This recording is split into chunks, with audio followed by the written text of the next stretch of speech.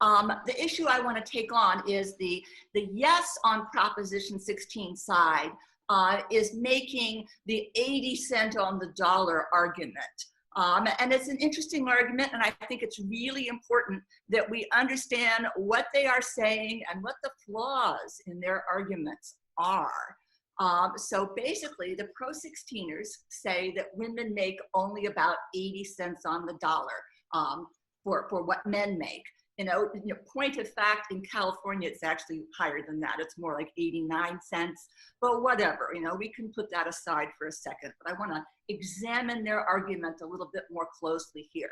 You know, what they say is that women make only, we'll say 89 cents, because that's actually a California number. 89 cents on the dollar, and that's because they say women are being discriminated against. And the best way to deal with that would be to repeal Prop 209, which when you think about it is kind of fuzzy logic. Prop 209, of course, forbids sex discrimination, including sex discrimination in wages. And so it's a funny way to deal with the argument that women are being paid less because they're being discriminated against. If that were the case, you would think they'd want to keep Prop 209 in place. Of course, there are lots of laws that forbid sex discrimination in wages, dating back all the way to 1963 with the Equal Pay Act, which is a federal law, then Title VII in 1964. And as Damien said, California actually has stronger laws against sex discrimination in pay. But Prop 209 is part of that network of laws. And so it's difficult to see how, if they were right, that the 80 cents on the dollar, or rather the 89 cents on the dollar, is because of discrimination, then why would you want to get rid of Prop 209? Because if anything, that just helps by making, putting one more law in place that forbids discrimination on the part, sex discrimination in wages and in employment generally. But it's important, I think, for everybody to understand, what that 80 or 89 cent figure really does mean, because when people hear it, they think, whoa, what's going on there? Because it's often represented to be that women are only being paid a certain number of cents for doing the same work. Guess what? That is not what that number means. The figure is not for equal work. It's actually a comparison of the wages of the average full-time woman versus the average full-time man in employment. They aren't doing the same work. They're not even working the same number of hours, nor do they have the same number of years of experience. It's really just an aggregate figure that doesn't mean a whole lot. So no, I mean, here are some interesting statistics. Men are actually 13 times, or almost 13 times, more likely to be killed on the job than women. This is not because women are more safety conscious than men. It's because men tend to want to take the dangerous jobs. Women also tend to shy away from unpleasant jobs. I mean, I don't know that plumber is a dangerous job, but I've given my plumber some pretty nasty jobs, and he's done it. And by golly, he earned every penny of his pay when he cleaned up my bathroom a few years ago. And that's not discrimination. That's part of women's freedom. Women and men choose what job to apply for. And if you ask, large numbers of women, you will find that lots of women don't want a dangerous job. They don't want an unpleasant job. And they are less concerned about the fact that the job, isn't dangerous or isn't unpleasant. It may not pay as well, all other things being equal. Of course, it's not just danger and unpleasantness. It's also, you look back, one huge factor is what kind of training do men and women receive? And that takes a long time to work its way through through employment. So prior to 1970, there were very few female dentists. There were very few female lawyers. I know a few of them, very few female physicians, and almost no female engineers. But I know one of them, my Aunt Mary, by marriage. She was an engineer back, she got her degree back in the 1950s. When I started law school in 1978, women were about 30% of the class. When I started teaching in 1989, women were about 40% of the law school class.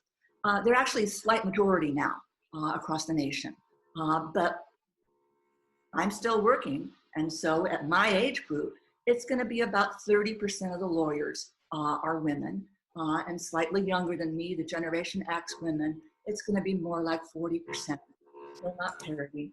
But these days, as I said, young lawyers are slightly more likely to be women. And it varies from state to state. So here are raw figures. These figures are actually 11 years old now, but they're the ones I happen to have on hand. And it shows at young ages, women make 2009, 92.9% of what men earn in that age group. I have seen more recent figures where it actually was women at the very young ages were making a little more than men. But as you can see, the older the women are getting, the more of a gap. Now, it's not just that the older women didn't choose to go to medical school, they didn't choose to go to engineering school. There's some more issues here that we'll get to in a minute. But just, I want to point out that if you look at these figures, it's getting better. It's getting closer to parity. Okay, then there's the fact that the 80 cent or 89 cent figure that we've been talking about, that's for full-time workers, defined to mean 35 hours or more, but not everybody's working the same number of hours. It is a fact that if you tally up all the hours that are worked across the country, men, on average, obviously there are tons of exceptions, work longer hours than women. And partly that's because women choose that. So Dr. Diana Furchtgott-Roth, who is just a whiz on these issues, she has crunched the numbers this way, that way, every way she can. She found when she studied this a decade ago, when the gap was a little larger than it is, that for people who work 35 to 39 hours per week, it was actually the women that made more. They made 107% of what men were making. When she compared 40-hour workers to 40-hour workers, she found the women were making less. But again, men are much more likely to go for that 40-hour plus work week. Here are some more differences. Because of childcare issues, partly, women tend to prefer jobs that have more job security. Maybe that's just something that's an ordinary thing for women. All I can tell you is that if you interview women, ask them how they feel about job security, they tend to want it more than the men do. And well, job security comes at a cost. It means that the wages will be slightly less, all other things being equal. So if you look at male-dominated industries, the feast or famine things like construction, I mean, you can get laid off at any time in construction. I'm sure if you know a lot of people who've worked construction, you know people who've been laid off, sometimes for very long periods of time. In 2009, in the midst of the Great Recession, the industry unemployment rate for construction was 19.2%.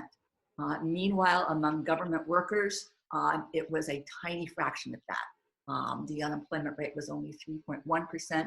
That's an industry dominated by women. All of these things matter.